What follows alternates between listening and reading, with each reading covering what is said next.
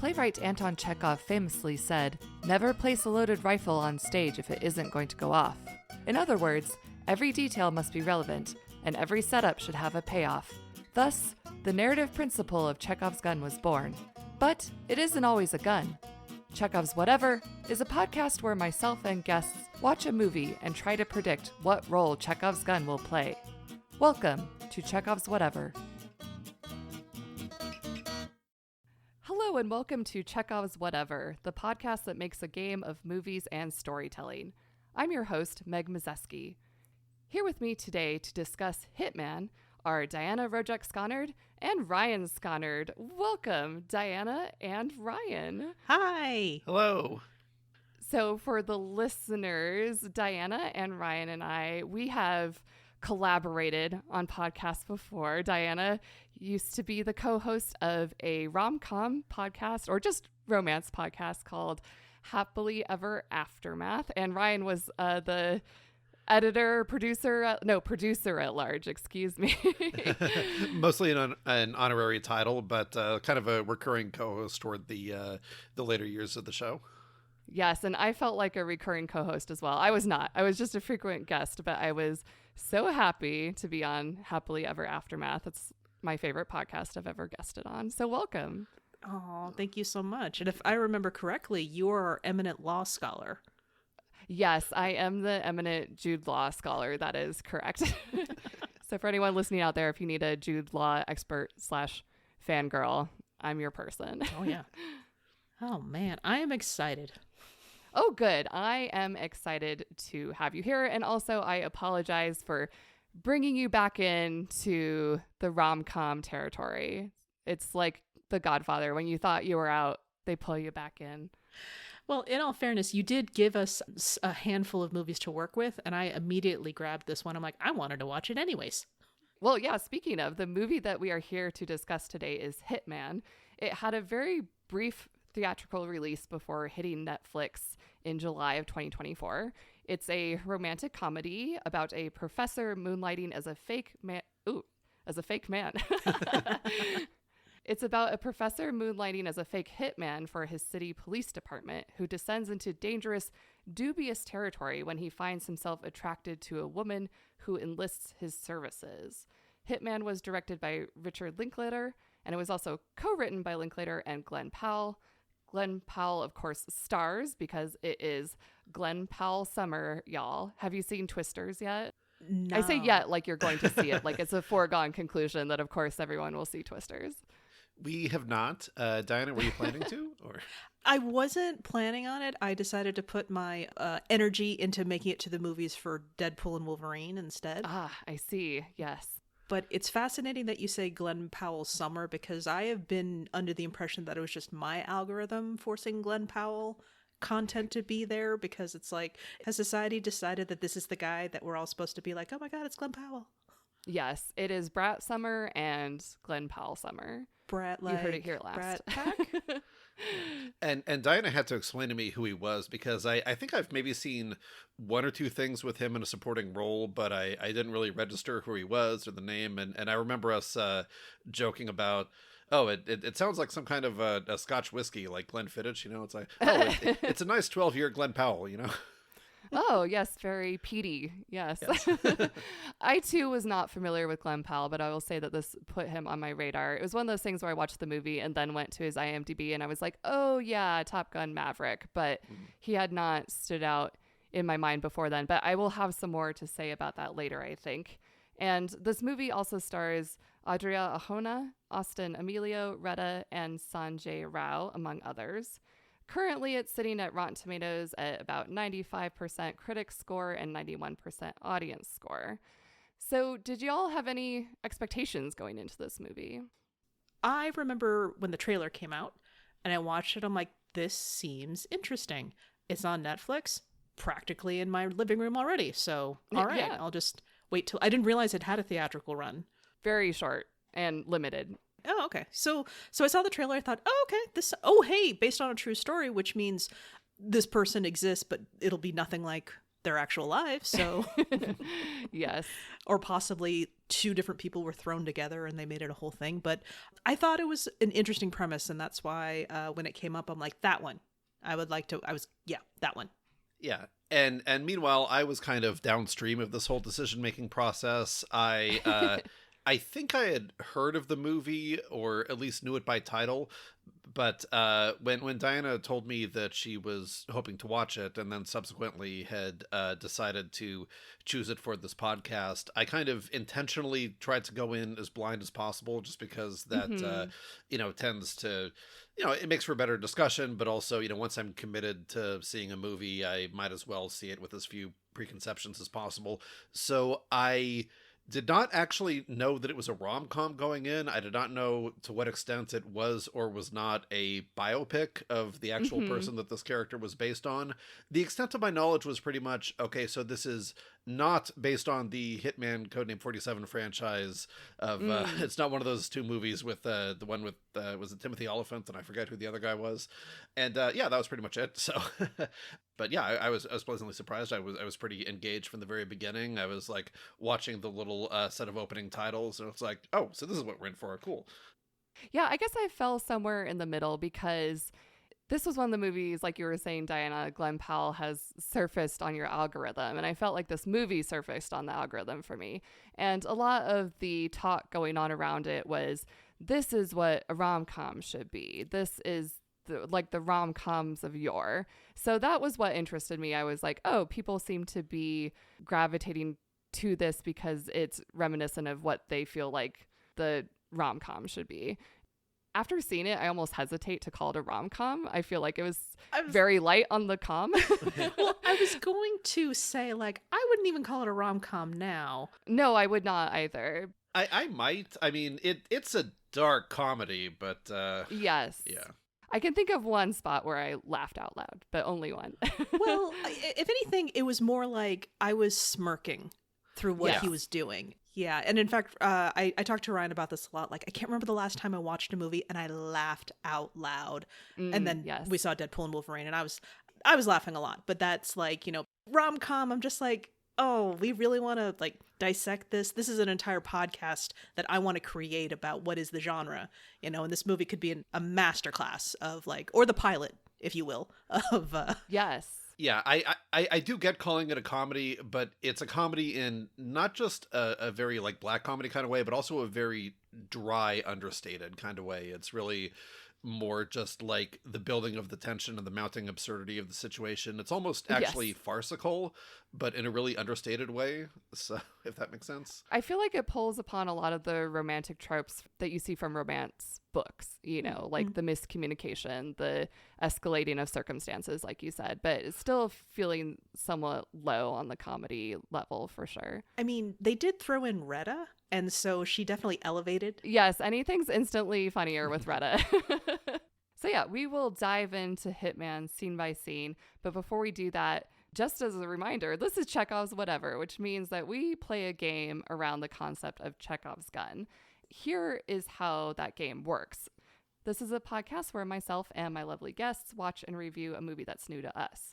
We also play a little game where we try to guess what Chekhov's gun will be and how it will play out later in the movie.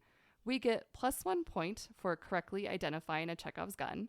Remember, there might be more than one or none. We also get an additional point for correctly guessing how that Chekhov's gun will pay off. And finally, we lose 1 point if we incorrectly identify a Chekhov's gun and its role. Whoever has the most points at the end of the movie wins. Easy, right? So Hitman, we start off meeting our protagonist, Gary Johnson, is played by Glenn Powell. He is a mild-mannered, somewhat nerdy professor. We know that he's nerdy because he wears glasses. He is teaching psychology and philosophy at the University of New Orleans. In his class, we see him talking about Nietzsche, and he, lectures the class about taking risks and living dangerously and passionately. And I think I'm already sensing some themes of the movie. Yeah, and I'll jump in with this is actually a Chekhov's gun that I wrote down. I was kind of excellent. A bit there, I guess. Yeah, I made a note of Chekhov's Nietzsche recitation. the fact that he's able to, recite passages from not just any philosopher, but this kind of notoriously, I hope I'm not misusing this term, but as a layperson, I'm going to say a nihilistic philosopher. I don't know if you would I would say formally so, be for sure. called part of nihilism, but I was thinking, oh, if he is trying to pass himself off as like some kind of nihilistic badass, he can, use the fact that he's read Nietzsche enough to have these passages memorized to kind of lend credibility to, a murder for hire and everything that goes with that. Excellent. Wait, is that like how Samuel L. Jackson would quote the Bible in Pulp Fiction? Yeah, essentially. Same trope, maybe a slightly more erudite version, especially since he presumably could do an actual quote and not a mishmash of stuff that's not actually from the Bible. But I also know very little about philosophy, but I feel like this is a quite nihilistic movie. So I will support your description of Nietzsche being nihilistic. Thank you, yes. Next, we learn a little bit more about Gary. He tells us about his life in voiceover. We see that he is meticulous at home. He is measuring out food for his 2 cats, Id and Ego. And he explains to the audience that when he's not teaching, he does part-time work undercover with the local police department, and he does tech work. To quote Peter Parker's friend Ned, Gary is the guy in the chair, or in this case, he is the guy in the surveillance van. So we see Gary on the job with Claudette, aka Claude, as played by Retta, and Phil, played by Sanjay Rao. And basically, they say that they need Gary to stand in for Jasper, played by Austin Emilio. Jasper is a full-time on-the-force police officer who is supposed to pose as a hitman to get their guy that they're surveilling. But Jasper has recently been suspended/canceled for roughing up some teenagers. So they need Gary to go in instead. Jasper gives him some tips, and he looks him over and he says, yeah, he'll be fine because he's, quote, perfectly forgettable. To which I say, yeah, with his movie star handsome looks and super ripped body. Yeah, he's totally forgettable. The glasses, Meg. The glasses. The glasses. Mm-hmm. Yes, it is the glasses. He hasn't had the nerd girl makeover yet. He also has the girl equivalent of the ponytail where he had to untuck his shirt. He had to untuck his shirt. He had to change into pants that fit him a little bit more flatteringly. Yes, exactly. And just because everyone wants to know, I'm sure, here's my opinion on Glenn Powell. I think that he's quite handsome. I also think that his facial features are much smaller than his head. Have you seen that episode of Workaholics when they're seeing who can make the smaller face? I just feel like Glenn Powell is always playing the smaller face game. Oh. Well, okay, so I agree. That's why I was kind of irritated when I felt that they were kind of shoving Glenn Powell down my throat. I'm just like, I'm going to make my own decision. Well, so when I had to look him up, eventually it came, I'm like, why? Why is this happening? Why is the internet going nuts? And I looked at it, I'm like, oh, he's in Set It Up. Never mind. The internet went crazy for the movie Set It Up on Netflix. Oh, yes. So he's over there. And interestingly enough, like you, Ryan, I kept reading stuff. I'm like, nope, haven't seen it. But we both agree. Well, I threw it at Ryan. He agreed at the time. Yeah, Glenn Powell is like the next generation Aaron Eckhart. Did remind me of Aaron Eckhart, Yeah. He's one of those movie stars where it's like, you can see it at a sort of objective level that he's very handsome, Mm-hmm. Symmetrical features. I was gonna say. Very like muscly, but there's always subjectivity, and you can point a very objectively handsome guy out to me and I might be like, but in this case I'm like, yeah, I get it. Yeah. And also like they really oiled him up for Top Gun Maverick, so that didn't hurt, I would say. Interesting. So still need to see Top Gun Maverick. Oh, well, there's a volleyball scene because of course there now is. It makes more sense when he said oiled up. I'm like, his hair? I love that oily hair. Yes. A little floppy in this movie, so I think it worked out. Yeah, totally. So Jasper, going back to the movie, Jasper says to Gary as his main piece of advice that the target has to believe it. They want you to be this killer, so you gotta be that. So Gary goes into this restaurant as Billy and confronts Greg, an oil rigger. And to prove that he is this tough guy hitman that he says he is, Gary goes into this weirdly specific detail about how he'd get rid of a body. He says that he would decapitate it and he would do what he calls a bayou burial, aka taking the body out on a boat, letting the alligators take it from there, exploding the head with dynamite, and then tossing a finger out the car window every 5 miles.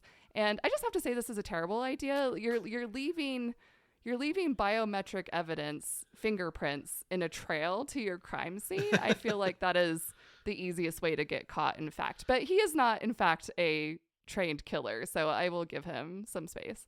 It sounded badass, though, Meg, so it worked. It did sound badass. It sounded so badass, in fact, that this is my first Chekhov's gun, Chekhov's alligators. Since this was so weirdly specific, I thought that there would come a point later in the movie where Gary does actually have to kill someone, and he decides to dispose of the body in this exact manner because he has thought it through so meticulously already. So Craig, the target, orders the hit and hands over some cash, and that's all they need to entrap him. Is this not entrapment? Do you guys know about law stuff? I don't. But I'm like, how is this not entrapment? I know a little bit. Again, speaking as a layperson, and hopefully enough Wikipedia to balance out Law and Order episodes and get some actual information in there. My understanding is that what makes it entrapment is that, like, if you suggest the crime and say, like, hey, what if I were to kill this person for you? And they say yes, that would be entrapment. But if you just kind of, like, make yourself available as someone they could ask, and they're the one who initiates it, and they say, I want you to go kill this person, please do it for me, then that's not entrapment. And if memory serves, I think they touch on that in the movie a little bit about, you know, where Gary's very reticent to, like, kind of bring up details, to actually, you know, use words that actually imply we're talking about murder. There's a lot of circumlocution, and I think that probably serves the dual purpose of both making it more believable because he's playing the character for someone who doesn't want to get caught, so he doesn't want to, like, be confessing to what he's negotiating, but also kind of puts the impetus on the suspect to actually, you know, solicit the murder themselves, which improves the case that it's not entrapment, to the best of my understanding. It is later in the movie that a defense attorney claims that it is entrapment. So, you know, it makes sense that the defense attorney would be making that argument, whereas the police would not. Yeah. But yeah, Gary does a great job. Claude and Phil congratulate him, and they also sort of rib him about his hypothetical body disposal methods, specifically twisted shit, as they said. And Gary also reveals that he knows a little bit about the bayou because he used to go birding there. So quirky. Oh, well, see, this is where I have to chime in because I came up with 2 of them in just the scene that you were talking about. So Gary did his whole thing, and then the second he just kind of walks off, immediately the cops whoop whoop come in and they arrest Craig. And I was very, very frustrated. I understand that Gary is in his first situation here, but Craig is immediately arrested. His head is turning to him, and Gary's just there like, what? Yeah. And he gives him like the angry glare. And I'm just like, first of all, Gary, one of 2 things need to happen. 1, the cops need to be arresting you as well to put up the illusion of this. I know I'm not supposed to be like critiquing the script or anything like that, but I'm just like, oh, is this meant by design? Oh, I think this is meant by design. And this is my Chekhov's first criminal, where he's going to look at him. He's going to be like, I know who you are. And he's going to like, something's going to happen to where he's going to be caught, where that guy knows who he really is when he's trying to be someone else in a different, in a future criminal type of situation. Yes. So that was the first one that I wrote down. Meg, you talked about like Gary talking about birding in the swamps. Yes. So he's in the back seat with Claude and Phil. Yes. And they're just talking about it, and they're just like, yeah, that was really cool. Yeah. So it's like when I was birding, and you immediately see the 2 people just kind of like slump down as he is being Gary. They're like, yeah, cool. I like the fake Gary better. Well, I will comment on that when we get further along with, once again, these 2 are great, by the way. Yes, they're good comic relief. What I grabbed from that was number 2, Chekhov's bird knowledge. Chekhov's bird knowledge. Gary talks a lot about bird knowledge. You know what? That bird knowledge is going to get him out of a tight situation later on. He's going to be like approaching somebody, and like they're going to be like all open, but they're going to like bond over birds.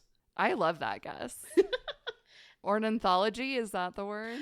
I'm not sure, but yes, we're going to go with that. I'm going to say yes. I'm not going to edit that even if I'm wrong.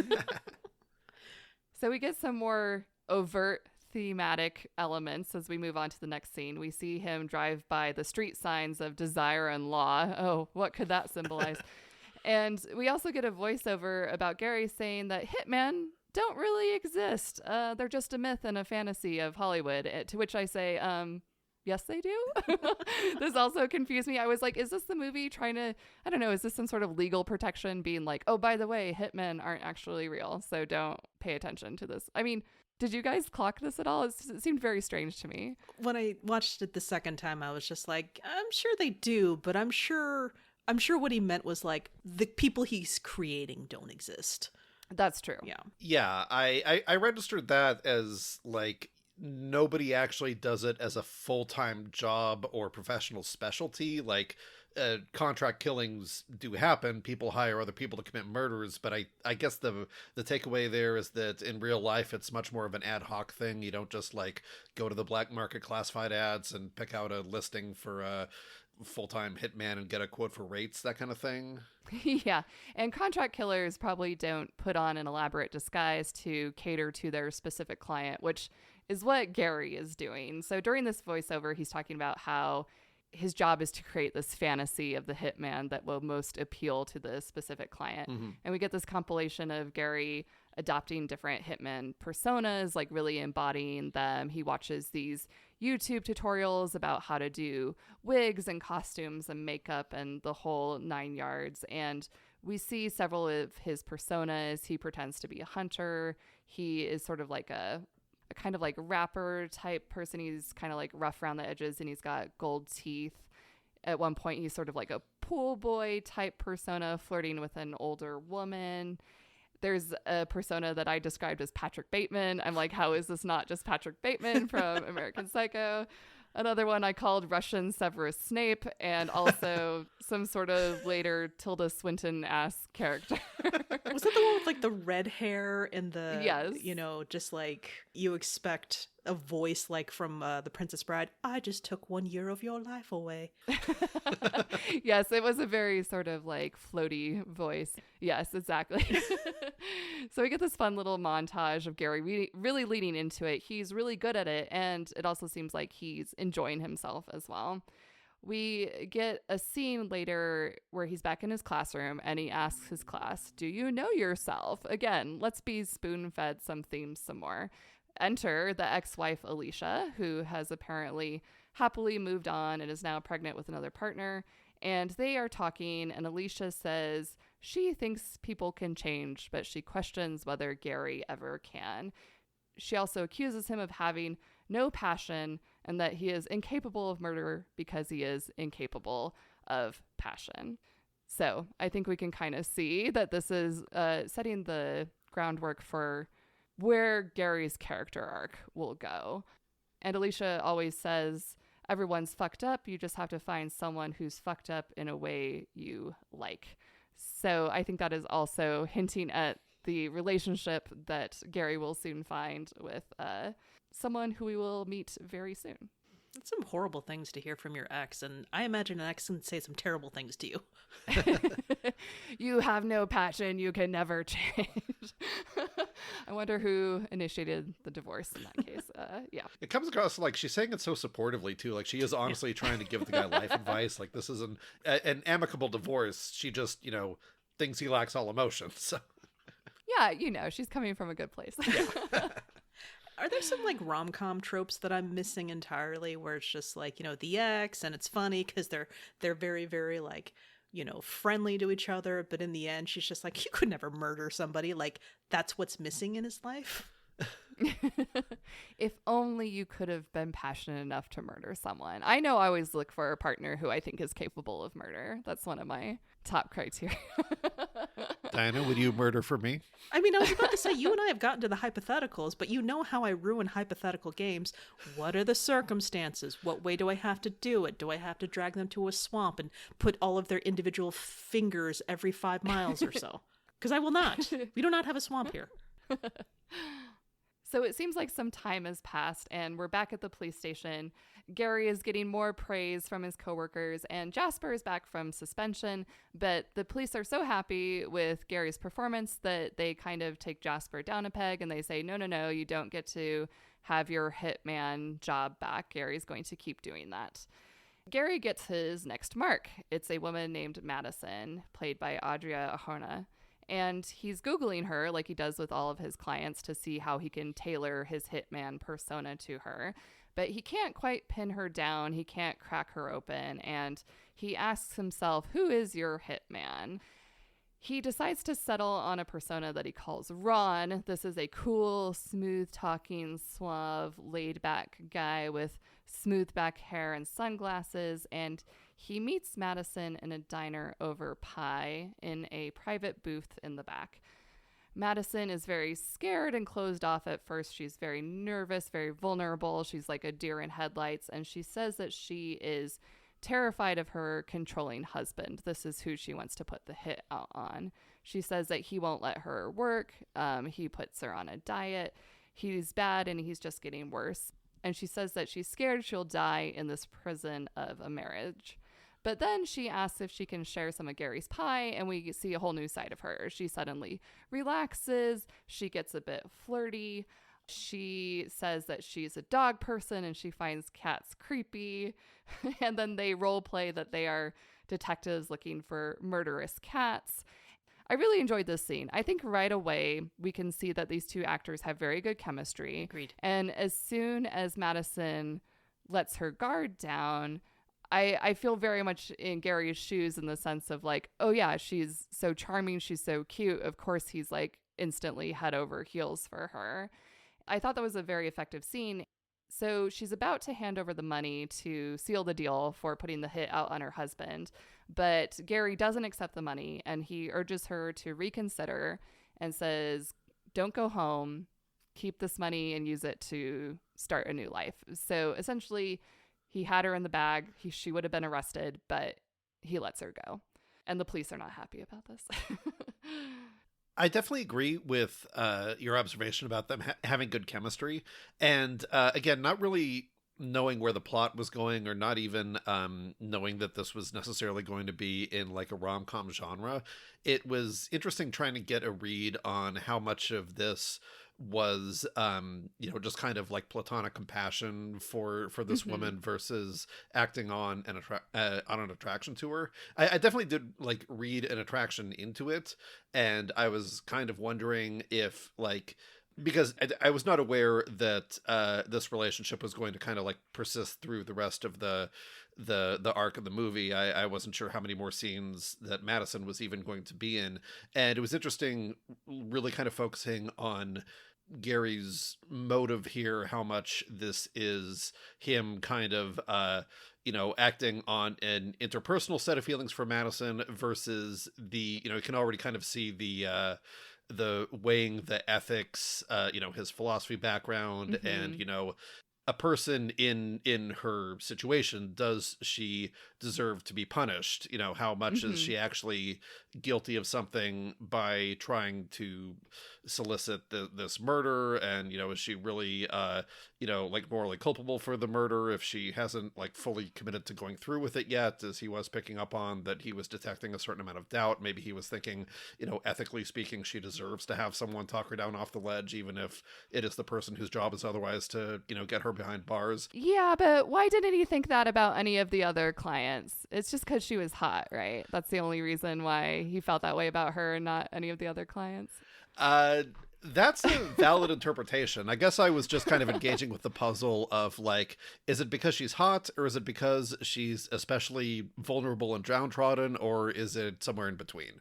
That's true. She did seem the most like a victim of the montage clients that we've seen. Everyone else seemed to have an axe to grind, whereas she was acting more protective than anyone else he had encountered so far. Yeah. Meg, I'm so glad you got there first, because I'm just like, she was the most attractive one. And of course they purposefully, cast the whole, like, this is the angry wife who, manages to recant the second she's being, arrested, or, this is the guy who's, dang snowflakes, blah, blah, blah. And like, so yeah, I don't know. I mean, I'm not going to speak on behalf of Gary, but I don't think he'd be attracted to that guy very much. Yes. Yeah. I mean, I will say, yes, chemistry through the roof. And I myself giggled a little bit when, they're talking. There's the obvious, change in tone where it's flirty. And then when she does start to relax, she says, like, so what do you do for a living? And realize what she just asked. Yeah. I'm like, nice. Good writing. Good. That was good. Good acting. Well done. Speaking of Gary's former targets, we get a compilation of Gary attending trials of some of the people he has helped to put away. Craig, the oil rigger, is found guilty.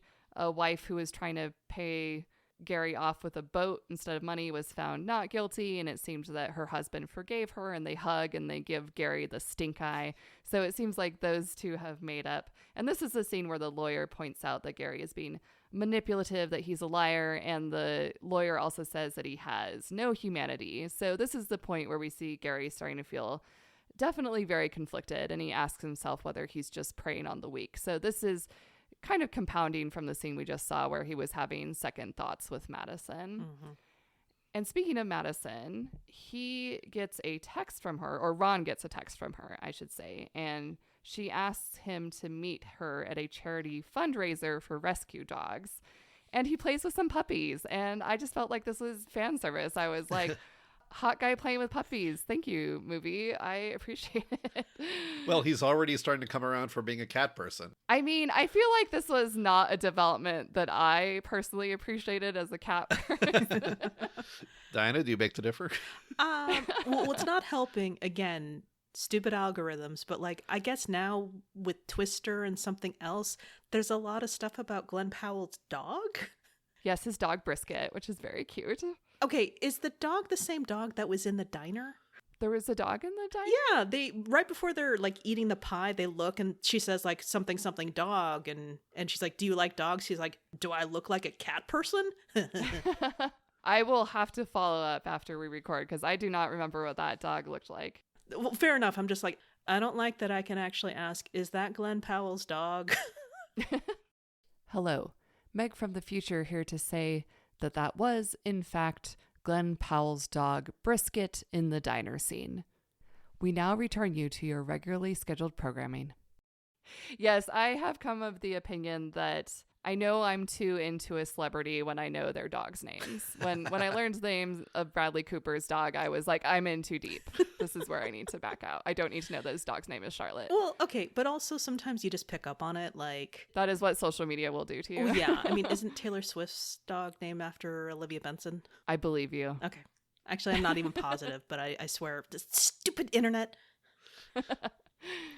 So at the dog fundraiser, Madison says that she took his advice to heart, that she got her own place, and that she has divorced her husband.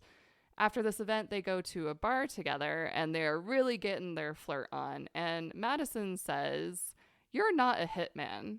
Essentially, she doesn't buy it. She thinks that he does not fit the profile. He's too nice. But because this is a rom-com, since this would be, in fact, the perfect opportunity for Gary to come clean, he does not, for dramatic reasons, and instead he leans into the persona. There's more flirting, there's more banter, a lot of sexual tension. To no one's surprise, they decide to go back to her place, and they do the deed probably multiple times, it looks like. I would be curious in this moment where he might have come clean but didn't. Do you read that as because he is, already getting wrapped up in this persona of Ron, and he has this instinctive feeling that Ron is who appeals to her, and if he kind of wants to continue flirting with her and getting her to be attracted to him, that would be a more appealing persona, versus if you just say, like, I was an undercover cop and I was trying to get you implicated in a crime, that would have just, completely derailed things and changed the dynamics between them and possibly turned it into a completely different story, possibly would have ended all possibility of a relationship right there.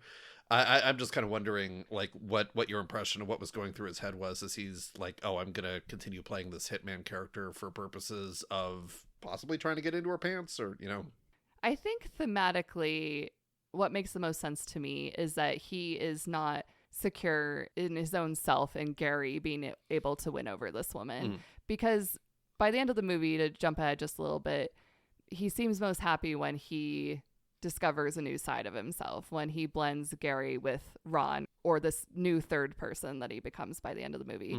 So I think in this scene, he's less thinking about the implications of him working for the police department and more, I think that Madison is into Ron. I don't think that she is into me. And I don't think he's doing it in like a weird, like sleazy way, you know, like, I don't think that he's being nefarious to get into her pants. I think that it's more like he's insecure about Gary. Yeah, and it is that interesting rom-com trope of like getting trapped in a lie, or a lie that seems so reasonable in the initial context, but then you have to drag it out and maintain it because of what you're saying, certainly. But in addition to the fact that, you know, it would be professionally embarrassing and you know, completely change the nature of the relationship to come clean about that first interaction. And I also just kind of wanted to share my impression as we moved into the scene where they started sleeping together, and rather again, the fact that this could be like also a professional scandal for Gary, that he's, you know, like definitely kind of overstepping bounds in regard to his relationship with the police department. I mean, considering he's not even really a police officer, I don't know if they have rules for contractors about sleeping with former suspects or whatever. But this was messing me up because, as I mentioned, I was not clear how faithful of a biopic this was supposed to be.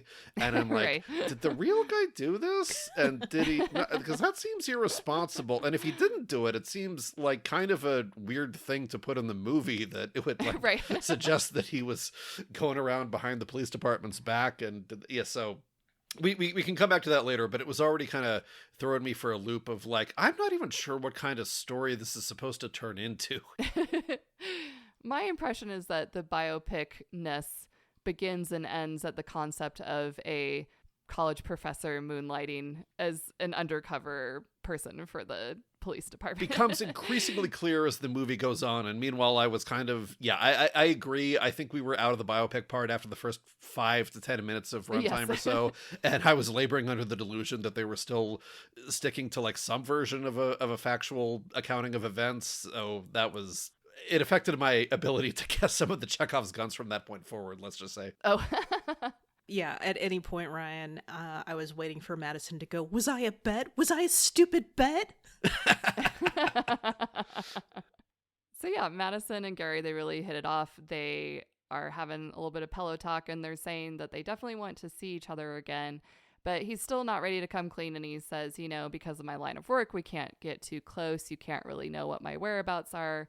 We'll just have to meet at your place all the time. And she agrees to his terms and asks, where do I sign? And he, you know, he points to his clavicle or something, and she kisses it. And I thought it was sweet. They carry on that little role play from there. And it was very reminiscent to me of Indiana Jones, Raiders of the Lost Ark, where Marion is patching up Indy, and he's like, ow. And he's like, it hurts. And she's like, well, where doesn't it hurt? And he says, here, and points at his elbow. And then she kisses his elbow, and it goes from there. And anyway, I always found that a very romantic scene. So I enjoy the sort of, I don't know if it's a reference or a callback or an homage, but that's how I saw it. So I enjoyed that scene.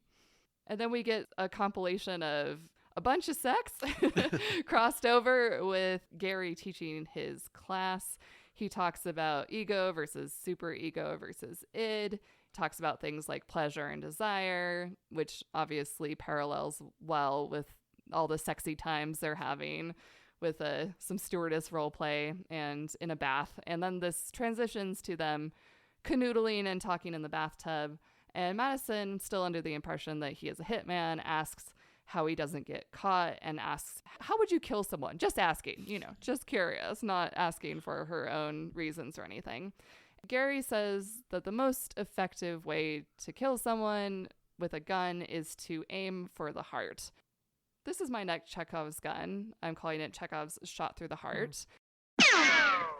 Usually what I think a telltale sign of a Chekhov's gun is a strangely specific detail. I just thought that him being like, here's this very specific way that you should shoot someone. So I think later Madison will discover Gary's true self and there'll be some sort of escalation of events and she will very dramatically shoot him, but he will know that she never intended to actually hurt him because she does not aim for the heart. She aims for somewhere else. So that is my next Chekhov's gun. Interesting. You know, that's a really good call that it's like usually something really, really specific, but also this character is really, really specific about a lot of things. That is true. Like the fingertips being thrown out the car window every 5 miles. It is a bit tough that, exactly. That he's already shown that like making up a lot of arbitrary details is just kind of part of his shtick. It's how he makes these personas feel real. So I think Diana and I were a little bit not on our guard with that. I don't think either of us clocked that as a Chekhov's gun. But I will attribute it to like, oh, he's just a very fluid, prolific liar at this point. You know? That's true. Speaking of guns, Madison is still feeling freaked out about her husband, so she gets the gun to protect herself. Gary isn't happy about this, but she asks if he'll show her how to use it. They go to the shooting range, and Gary, trying to hide the fact that he is a lousy shot, shoots the target up close and says some macho thing about, like, my targets are always much closer, you know. After their time at the shooting range, they go out dancing, they have a night on the town, and outside the club, they are confronted by Madison's husband, Ray.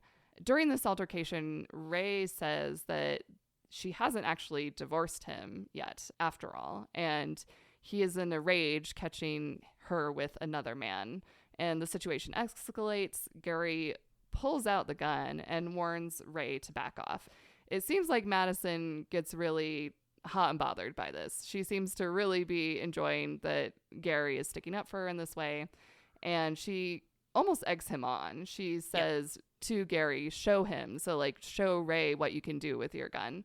It's at this point, Gary, and I would say the audience as well, is like, maybe this lady might have a couple of screws loose.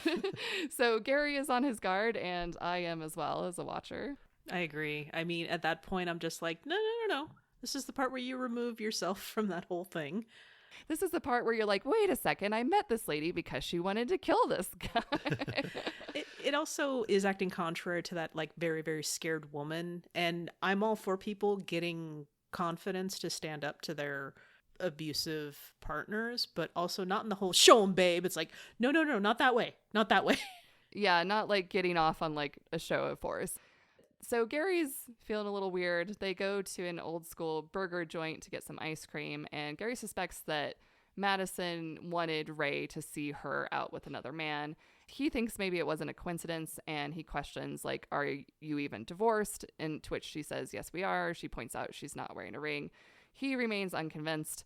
And then Jasper from the police department bumps into them, and you can tell that he recognizes Madison, but he can't quite put his finger on it. So Gary is just trying to get him out of the picture as fast as he can, and he's really like sweating bullets over it. But it seems like, speaking of bullets, he has dodged one for the time being.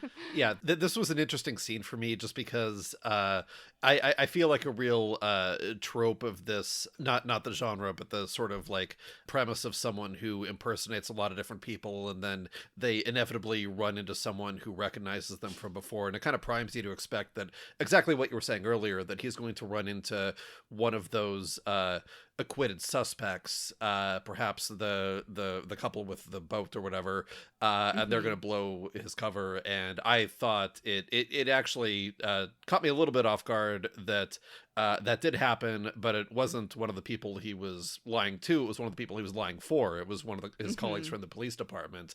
And now he's in this whole other situation where he has to, conceal himself from the good guys. And that was really effective tension building, in my opinion. I agree. And the other part of it is like, shameless plug, we did an episode on The Talented Mr. Ripley, but if you've seen that movie, for Hemcast, but if you've seen that movie, it's just like, oh no, what's gonna happen? Wait, why am I rooting for, like, there's tension here, but also I don't like Jasper, but also I'm not sure how I'm feeling about this whole relationship thing, but also don't get caught. Yes, I'm glad you guys have brought this up, and I thought it was interesting, Ryan, that you described Jasper as one of the good guys, because because Gary is doing something that he honestly should not be. I think that we can all agree that he knows that he's not. He knows that he's in the wrong, and that's why he's sneaking around.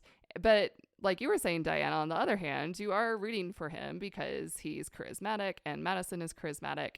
Yeah, I think this is a real tension of the movie, and I will have more to say about that toward the end. Yeah. Because Jasper may be one of the good guys, but he is not a good guy. So we do not like him as the audience. Yeah. Yes. So Gary is presented with his next target, and in the van when Claude and Phil and Jasper are prepping him, they say they didn't have time to get any background on this guy. He's just going to have to go in cold without a persona. This person is calling himself Mike. So Gary goes into the diner, but he quickly recognizes that this is not Mike. This is Ray, Madison's husband. And thinking quickly, he sits in the booth behind Ray and instructs him not to look. Sure enough, Ray is wanting to put a hit out on Madison. His pride is very wounded after seeing her with Gary outside of the club. He basically says, oh, hey, and you know what? You can get rid of her new boyfriend, too. It'll be a twofer. Gary is getting very mad about the things Ray is saying about Madison, and essentially he blows his cover. Ray sees him, recognizes him, and scurries out of there. I know that Gary was acting passionately, like without really thinking, but I was like, accept the money and then Ray will get arrested. Thank you. Like, problem solved. Problem solved. Yeah. Right? So is the concern there, if you're Gary, that doing that would inevitably blow your cover with Madison? And this actually goes back to something that I thought was interesting before when, Diana, I think you were saying, like, oh, shouldn't he be, like, pretending to be arrested along with the suspect and maintaining the cover of being a hitman? And, Right. I figure that is only a concern if you are, if you're concerned that these suspects are going to be talking to each other or bumping into each other randomly at diners as they do. But yeah, I mean, considering that we see him testifying at trials, it seems like, his testimony as a witness is an inevitable part of that. So as part of him being arrested, it would be like, oh, hey, this guy thought it was a hitman was a cop. And I'm guessing Gary's main motivation is that he did not want that to happen in a way that would get back to Madison, and that's why he kept up the charade. I think that that's part of it. I also think that maybe in the heat of the moment, he might not have even thought it through. And I think that his most immediate concern was that, like, literally all of his cop friends were listening in on everything at that moment. Yeah. And I think he was afraid that Ray would have been like, oh, you're that guy I saw with Madison the other night. And then Jasper would put it all together. But even though Gary does try to protect himself in that way, Jasper has put the pieces together at this point. Mm-hmm. Gary is trying to explain himself, and Jasper, he's kind of like a bro. He's like, look, I get it. I've slept with my fair share of suspects. I'm not going to rat you out. Yeah, so more tension here. Gary is being even closer to being found out. Gary goes to Madison and warns her that Ray has attempted to put out a hit on her and that she should be careful because he's trying to kill her. But Madison seems strangely unbothered, and she's like, well, I shouldn't be worried because you didn't accept the hit, right? And but no, he is still worried, and rightfully so.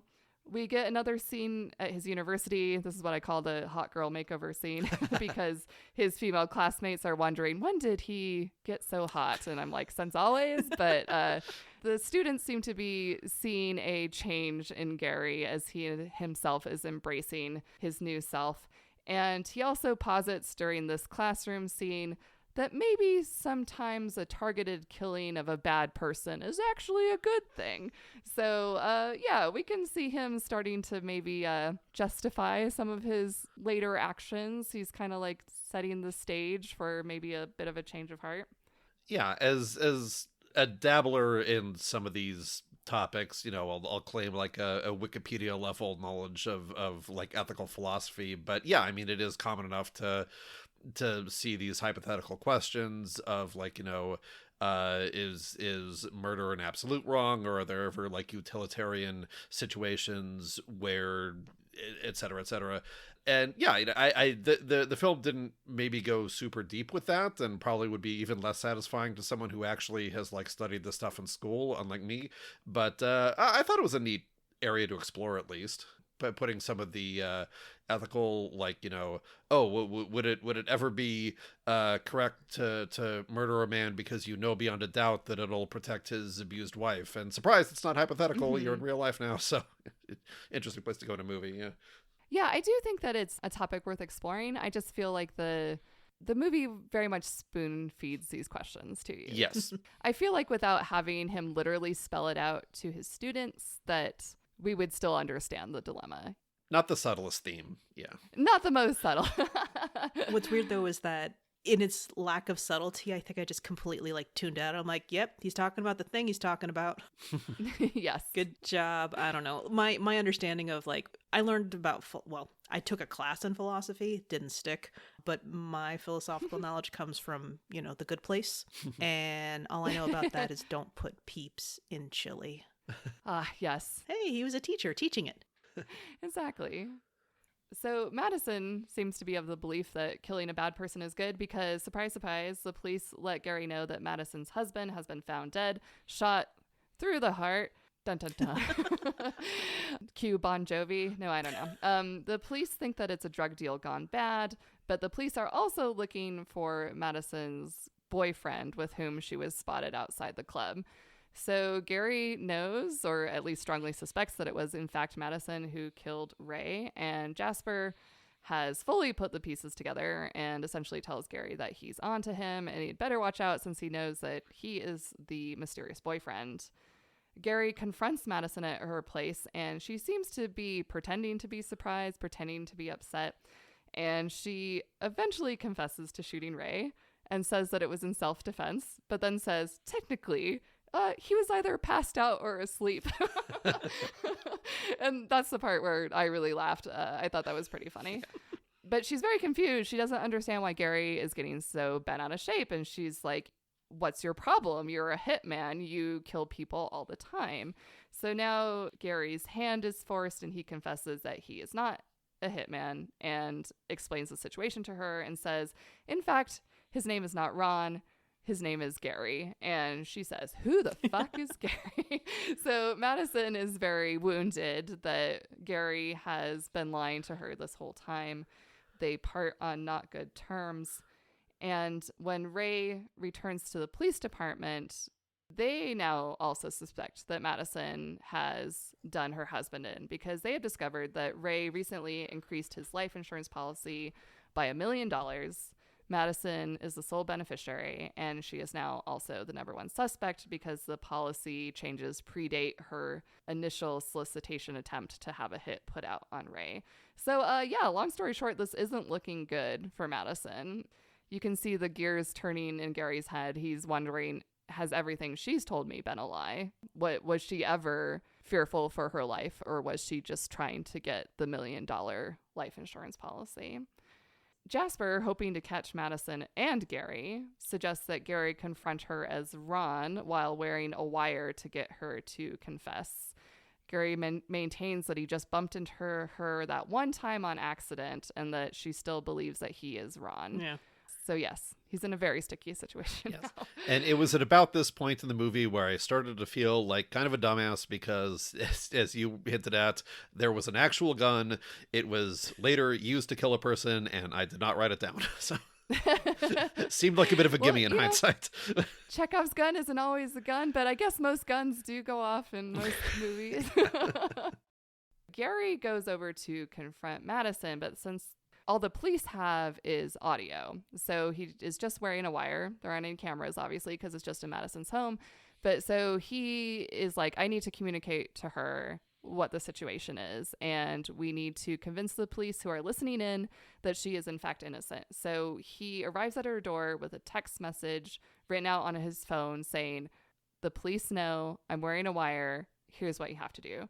So they have this whole like impromptu sort of like dance, this like duet of him like prompting her with these questions that the police want to know and telling her how to sidestep the answer, what sort of answers to give. They're basically just killing it. Like they are very convincingly answering all the police questions.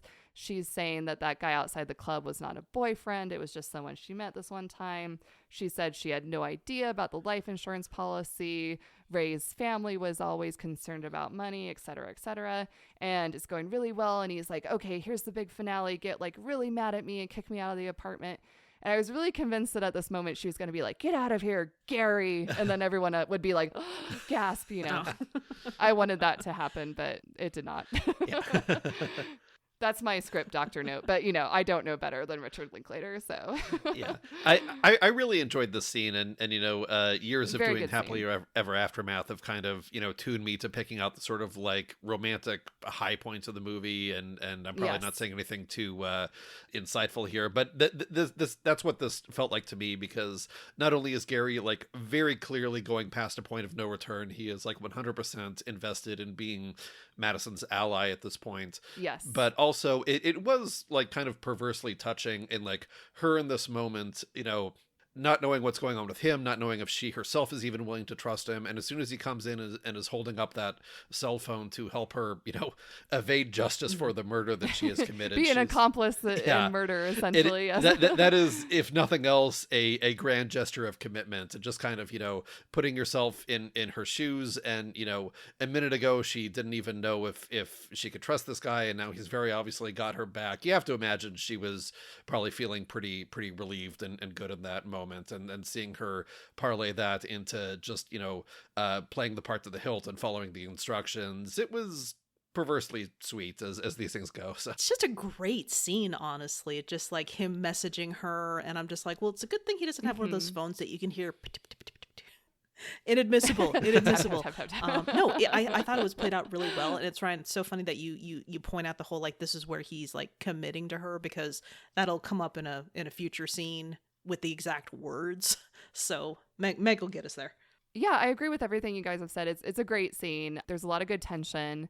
And I'd say, you know, also sexual attention, kind of what you were saying, Ryan. Like, this is the point where he's done the big gesture. You know, this is his commitment to her. And the way that they're playing off each other and bouncing off each other, there's something kind of sexual about it, you know, and it's just like, oh, look at how well these two fit together, how much they can anticipate the other person's move and what the other person wants. It was a great scene, like very good tension. You don't want them to get caught, like you were saying, Diana. You're like rooting for them to like say all the right things. Yeah, it was just a great scene. And this is building up the tension to basically our penultimate scene. So after all this happens, the police are like, you know, she had every opportunity. Like, you gave her all this rope to hang herself. But yeah, you know, she seems to be innocent. It seems like she's not involved with the murder after all. And so it's like, whew, looks like they got away with it. But no, Gary goes back to Madison's place that night. And who's there? It is Jasper. Jasper has been onto them for a while, and now he has returned to Madison's place to blackmail her and Gary. Basically, he says, I know that Madison killed Ray. I know, Gary, that you have now helped her cover it up in the aftermath. And hey, that's okay. You can just pay me with some of that hefty life insurance policy. Jasper also says that he knows that Madison did the deed and not Gary, because Gary couldn't kill a thing. Famous last words. Suddenly, Jasper isn't feeling so good, and you think, well, maybe he had too much to drink, but no, Madison has spiked his beer, and he collapses onto the floor. At this point, it's not too late to get help. Jasper is still alive, but instead, this is the point where Gary says, I can too kill a thing, and he commits to the whole murderer thing. He just really leans in. He very coldly ties a plastic shopping bag over Jasper's head and slowly asphyxiates him. And the whole time that Jasper is laying there slowly suffocating, Gary is explaining what they'll do, how they'll get rid of the body. They'll put his body in his car. It'll look like suicide. And he says no one will care. Jasper was a racist, misogynistic, abusive, a dick. And also, quote, we don't have a choice. And yeah, I kind of have to quibble with both of these points. So something that I do feel like this movie fails to do is that there's this classic concept in storytelling, whether it's written storytelling or movies, which is show, don't tell. So we've been told many times throughout this movie that Jasper is a dick, right? Like Retta says he's a dick. Phil says he's a dick. Everyone says he's horrible. They do say he got like canceled for roughing up teenagers, but even that is vague. Like, I'm not sure exactly what he did. It does seem like he did something wrong, but it's also like, I don't know what he did. We don't have the full picture. And to be honest, like, he was even kind of a bro to Gary in the beginning. The worst thing that we've seen him do is be the antagonist to Gary, who is the protagonist. And let's be real, like, Gary is not entirely in the right here. You know, he has abetted a murder. So I'm just like, well, I mean, Jasper doesn't seem like a great guy, but all these charges that have been brought against him have been entirely told to us. I agree in that, you know, yeah, the guy's a dick, but it's just like, this is supposed to be the, like, if we're going back to Happily Ever Aftermath and the whole when do they fall in love, and this is when he's committing. He even says, you know, she asks him, what are you doing? And he's like, committing. And I'm like, ugh, no. Gary Ron, no. Gary Ron. I don't know who's talking right now, so I'll just speak to both of you to knock it off. And it's also kind of creepier too, is that as they're doing the callback to the whole signing of their contract, you know, sign here, kiss, you can see twitching as you slowly go to. Yes, you can see Jasper's death throes. So this is where the dark comedy comes in. Yes. A little bit, yeah. Yeah. And I kind of appreciated that it was bleak in that way because, like, yeah, it's an interesting point about all the stuff that makes Jasper, you know, a bad person kind of occurring off screen. And I don't disagree with you that some of it is just like they could have done a better job building that up, especially if they really wanted the audience to kind of be on Gary's side. But I kind of like that it's not so much like put forward as like completely justified or a total good thing that, you know, Jasper's getting out of the picture, because, you know, it could have been this much more straightforward, like, you know, Jasper commits some irredeemable act of immorality, or it's like almost a quasi self-defense kind of thing. It feels like they do want us to be thinking back to the, you know, philosophy lecture about, is this a better thing on the balance, or is this like a kind of gray area, which I think it's also kind of a litmus test for how much you can look at this as you would in real life, because, like, if these characters were real people, and incidentally, this was around the point of the movie where I was coming to terms with the fact that it was definitely not a biopic. So, okay, I don't think this is a real murder that happened, and if they were, they would probably be treating it with a little bit more respect. The real Gary Johnson is serving 40 years in prison. But yeah, you know, it's like putting yourself into the headspace of a very morally flexible character. And Diana and I have had disagreements about, like, how you engage with, say, a TV show like Breaking Bad, and saying, like, you know, is this an objectively acceptable murder in society? Which the answer is pretty much, you know, no, you know, except, you know, obviously, you know, like, oh, was it a clear-cut case of self-defense? Obviously not.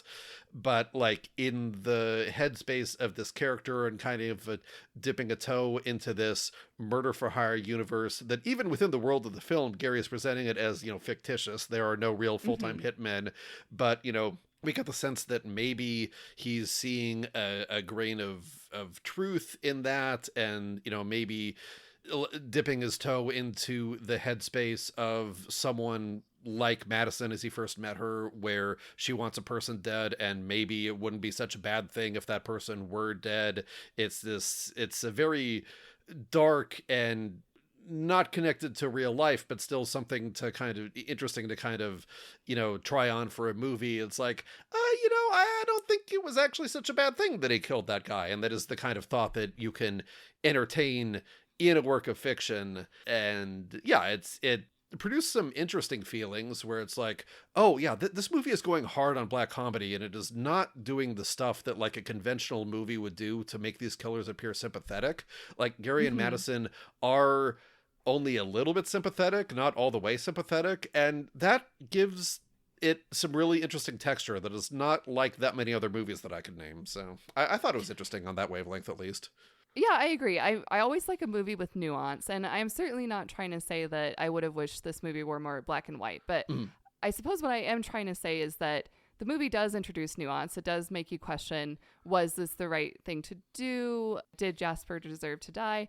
And I appreciate when a movie makes you question what has happened in the movie and where you feel like you should be aligned with the characters. However, going back to that scene in the classroom where Gary says, sometimes it's okay to strategically kill someone. And I feel like that is the movie coming out and stating what it believes you should take away from the movie. Maybe I'm wrong, but I get the feeling that the movie is like, yes, they were right about killing Jasper. And I'm like, well, you did a good job about having nuanced things, but at the same time I feel like the movie is trying to tell me how to feel about it, which I guess is ultimately what I didn't like about it, which is another reason why some of those classroom scenes didn't land as much as I wanted them to.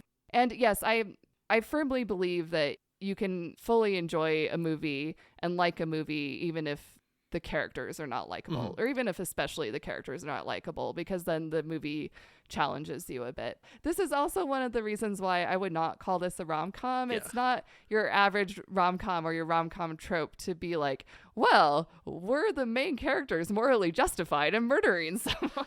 Yeah, that's a good point about the classroom scene. That like, and in fact, it would have felt so much more normal and realistic if the ethical framework under which it's acceptable to strategically kill someone were being put forward as like one possibility or as like a question, because it would both serve the purposes of the story in exactly the way you're saying, and also probably be more true to how these things are taught in college classes of like, oh, there are many ways of weighing ethical decisions. Here is one framework that was put forward by blah, blah, blah philosopher. And if you subscribe to this idea, then it follows that it's acceptable to kill this person in these circumstances. But like, it's weird that he's not kind of putting it in front of his own students as a question or like a framework for investigating the idea, rather than just, you know, like, and here's the conclusion to that. And maybe I was even kind of reflexively giving the movie too much credit, because I just clocked it as like, oh, well, if it's something he's putting forward in a lecture, then it's probably all as like a hypothetical, like, here's one possible way you could engage with this, and, you know, make sure you know how to engage with it so you can answer your midterm questions kind of thing. So I guess they didn't study the Socratic method in that class. I guess not. Yeah. I will admit that in watching this movie, I was in rom-com justification mode, where it's like it's all gonna be peachy keen at the end. And when Madison confessed to like oh my god, because, you know, again, I saw the trailer and I knew that the ex-husband was gonna come up dead, and I'm just gonna be like, yep, and this is where Jasper did it, or yep, and this is where he's gonna suspect that it's her, but it turns out she was innocent the whole time. I did it. What the fuck, movie? Like Despite everything I just said, I also think maybe I'm overthinking it, because there are plenty of movies where I never second guess the protagonist killing someone, you know, like any action movie. You're just like, okay, they just killed 24 people. That's fine, you know. But when you have a movie where the person that's been killed you've seen some sort of interiority of that character. And whereas like in an action movie, you're like, yeah, that's just an anonymous guy. That's an NPC, you know, who cares? But since this movie is trying to be cerebral, I do think it's fair to be like, well, hey, wait a second. Should they have killed the guy, or are we just cool with it because they are hot and likable and charismatic? Yeah. No, we're okay with it because he's horrible and evil and unattractive. Yes, that too. Yes. The other side of the Hollywood coin, right? Yeah, that's an interesting observation. It does yank you into that headspace rather abruptly of like, yeah, like if you're watching The Godfather, oh, the protagonist kills this guy. Oh, good. The other mobsters are, yeah, you know, get away with that murder. And then it's like, you don't expect to be watching that kind of movie, but you kind of are by the end, and it's a bit jarring. So yeah. So speaking of jarring, while Jasper is slowly dying, as you said, Diana, they confess their love to each other. They commit to each other. They have a sort of perverse exchange of vows, and they kiss each other. And there's that callback to the "where do I sign" scene. Later, we get a flash forward to Gary and Madison. I would say maybe like 5 years later. They are now happily married with kids and dogs. Apparently, Ron Gary is a dog person now. They are enjoying domestic bliss, and Gary has concluded that love has in fact changed him. He's not just Gary, he's Gary and Ron. he's a new man. To which he's probably saying to his ex-wife, see, I did change. I do have passion. Targeted killing is okay. So does he go by Rary now or Gone? That's a good question. I wouldn't be surprised if Madison uses Ron in some of their like sexual escapades. Good call. And to set your mind at ease, Ryan, and everyone else's minds, the end card has a little tribute to the real Gary Johnson, who was a Vietnam vet, a college teacher, an undercover agent with over 70 arrests, an animal-loving Buddhist, and 0 murders. So we can rest assured that the real Gary Johnson was not, in fact, a real murderer. Yes, if memory serves, I think the 0 murders had a little caption under it saying we made that part up. I rather felt like the movie was teasing me at that point, but that's okay. So what are your final thoughts on this movie? Overall impressions? I enjoyed watching it a lot. I'm glad Diana brought it to my attention. Yeah, it went down oddly. I came into it expecting this, the first 15 minutes or so, it's like, oh, it's this based on a true story. It's the nuts and bolts of this really interesting, how does this category of police work happen? What goes into this, crafting personas. I was a little bit surprised when that did not kind of last the entire length of the movie, but I did enjoy that they took that and built a more fictional, more conventional kind of story on top of it. And throughout, I found the characters really engaging.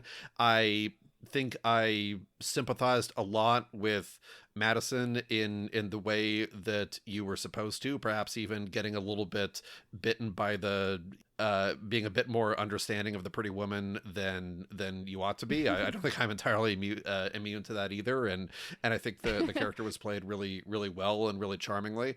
Yeah, even the playing around with it in sort of the spaces of scholarly ethics and philosophical theory. I'm with you on it being a little bit shallower than I would like, and some of the attempts at nuance were a little bit forced, but I appreciated the effort. I think it was a neat angle to take on the story. Yeah, I'm a little bit embarrassed to admit it in the context of a podcast that's supposed to be about predicting the plot, but it did at least in part because I was not clear on how much this was based on a true story and how plausible it was to be depicting real life unsolved murders if there were any such things. But in that light, the story did kind of keep me guessing. There were some moments of whether Madison's ex-husband was actually killed by her that kind of twisted and turned in ways that I wasn't expecting. It kept me surprised a little bit, and overall I think it deserves its high Rotten Tomatoes rating. I really enjoyed it. I would say that it was definitely enjoyable. It was definitely different. I mean, I am very pleased to see a movie. I mean, granted, it's taken from an article that was written way back in the day, and they twisted it, to give it an extra level of something that made, Ryan turn his head what now? But overall, enjoyable. I will definitely say that it made me really pause in the middle of it. I'm just again, I'm trying to find the soft edges of these things, and I'm just I don't really like watching this guy twitch to death. Yeah. But the chemistry is incredible. You even said, I get it, Glenn Powell is attractive. And then when he started to become each the individual characters, and I'm just I get it, Glenn Powell is talented. Fine, I'll take a look at some of his other stuff. Honey, apparently he's in The Dark Knight Rises or something, so we can check that out. Oh. I'm sure it's 4 seconds, and then we can watch The Dark Knight Rises. I don't know. But overall, it's if you got Netflix, check it out. It's not a 3-hour slog like a lot of movies are with prestige attached to them. It's fun, and if you cannot take it too seriously, even though the movie tries to take itself not seriously, you might enjoy yourself. Yeah, I definitely agree with that. I also thought it was very fun. I do think that if you don't think too hard about it, you will enjoy it even more. Even if the movie wants you to think hard, don't. Just look at the pretty people kissing and, the good tension and all that. I only intended to watch this movie once, but kind of like you guys, there were some events that pushed back recording. So I ended up watching the movie again, which I had not intended to do. But I will say I'm not sad that I watched it again, and I enjoyed it even upon second watching. I wasn't bored at any point and felt like I picked up a couple of things that maybe I missed the first time around. Great chemistry, even though we all seem to be in agreement that it wasn't necessarily a rom-com. It was certainly romantic, and I felt like the two leads were very well cast. I haven't seen all of Linklater's entire filmography, but this felt like a little bit of a departure, in my opinion, from his usual work. Of course, he did the Before trilogy, which is the highest of the high as far as romantic stories go. So it was interesting to see him translate the nuance of those trilogies into a different sort of darker, more murderous romantic nuance. But yeah, I enjoyed it. I would definitely recommend it to anyone who has a bit of interest in it. All right, should we get to tallying our scores? If we have to. This is I'm not sure we did so great, but yeah. I'm going to go chronologically through the movie based on when the Chekhov's guns came up. So first we had Ryan's guess, Chekhov's Nietzsche recitation. Yes. I would say this probably did not go off. It did not, no. In fact, he was mostly trying to be not a philosophy person as much as possible when he was Ron, so it did not come back. So we're at -1 point for Ryan. Next up was my guess, Chekhov's alligators. This also, sadly, did not come back. I lose a point as well. And then we have a twofer with Diana. We have Chekhov's first criminal, followed by Chekhov's bird knowledge. I really wanted both of these to come back. I was so bummed because the actual concept of like him being caught with somebody who knows who he is, that tension was there. So Yes. when that first guy was just like guilty, and I'm like, and he's gonna have a mistrial and he's gonna come back later. Well, during the end scene where Jasper was suffocating and Gary was going through his plans for how to dispose of the body, I was like, you're going to put him in the car and then you're going to take it to the bayou and then the alligators are going to eat it. But no, that did not happen either, sadly. And the bird knowledge would have been great. It would have been so cool, but like he was not in a lot of situations where he really like the whole trying to like get out of something, like with something being pulled out, had more to do with the fact that he could think very well on his feet and become a different person with the phone. But instead it's just like, true. That's how he's getting himself out of a tight situation, with his wits that way. And to be fair to you, they did have a brief callback to the bird knowledge. In the end, he is observing birds with his daughter and pointing them out to her. So it was not just a completely useless detail that the movie threw in for no reason. I really want to know what happened to his cats, though. It an ego, I know. Yeah. I mean, she knows the truth now, so maybe he's fine. Like, these are my cats. They have a cat and dog household. It's like Gary and Ron coming together as one. It's cat and dog people coming together as one. You know, something that wasn't answered, maybe I missed it. Did they buy that house with the insurance money? That would be my assumption, I guess. Okay. Because it seems like, he can do just fine and wasn't exactly like rolling in dough or anything like that. But there's nothing that screams, we now have $1 million. That's true. And our final Chekhov's gun, my guess, Chekhov's shot through the heart, which I would say did come back, but not exactly in the way I predicted. So I am giving myself just 1 point for that, but not the additional point because I did not guess how it would pay off. Were there any Chekhov's guns in the movie that you feel like we missed? I don't think there were.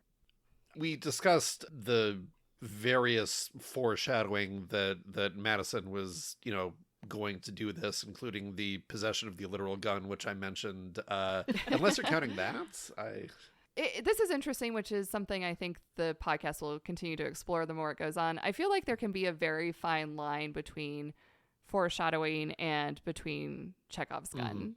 I don't have a definite rubric at this point. Maybe after 100 episodes I will have a very clear definition. It's like vibes. It's like it's like that judge that was like, I can't define pornography, but I know it when I see it. I feel that way about Chekhov's gun at the moment. So I wouldn't consider that a Chekhov's gun, but that is just my vibe check on that one. And also sometimes, I wouldn't say this in this case, but there's some movies where I feel like something is too obvious to be considered a Chekhov's gun. You know, it's like, well, that's not a secret. It's just text, you know, it's not subtext, it's text. But I feel like that's also up for debate. So I look forward to those types of questions coming up. So I have a question for future episodes. Do you think you'll be doing any of the early Edgar Wright movies? Well, considering I've seen them all more than once, no. Gotcha. Because, you know, we'll just win that one. Just checking. With a high score of 57 points. Right. Yeah. So yeah, speaking of points, Ryan has a total of -1 point. Diana has a total of -2 points. And I have a total of 0 points. Woo! Congratulations. So we've all done very excellently. Congratulations. I guess technically I have won with 0 points. Go me. Congratulations, Meg. Oh, Yes, thank you. congratulations. I'm very pleased that I did not get the -4 I thought I did when we first, when I did my notes, and I'm just like, nope, I didn't do that. I'm going to have a -4. I'm going to cry on this podcast. It's all good. You know, when I scored 0 points, I was like, oh man, I feel like I've picked a bad movie. But it was a good discussion. It all worked out. And I'm glad that we all had different things that we identified as Chekhov's gun. So thank you for playing along with me. Yeah, thank you for inviting us. It was fun. Yes, Oh, yes. yeah. Thank you so much. You both are welcome back whenever. I would love to have you back. And for our audience, is there anything you'd like to plug? Anywhere that you would like to direct people to find you online? Yeah, we shamelessly plugged it a couple of times, but Happily Ever Aftermath, while no new episodes are in the future, you can check out the feed. Be sure to check out the episodes with our wonderful guest / co-host /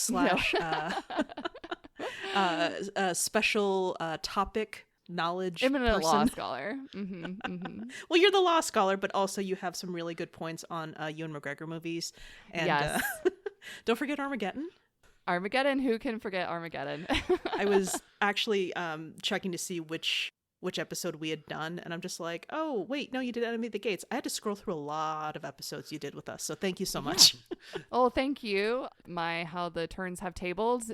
The host has become the guest and vice versa, and I loved having you here, and thank you so much. I appreciate it. Yes, and I will put a link in the show notes to Happily Ever Aftermath. Everyone, I encourage you to check it out, and thank you again, Diana and Ryan, and I will see you next time. Thanks for listening to Chekhov's Whatever. Go to chekhovswhatever.substack.com to follow along with the podcast. If you're enjoying the show, be sure to subscribe on your favorite podcast app and leave a positive review.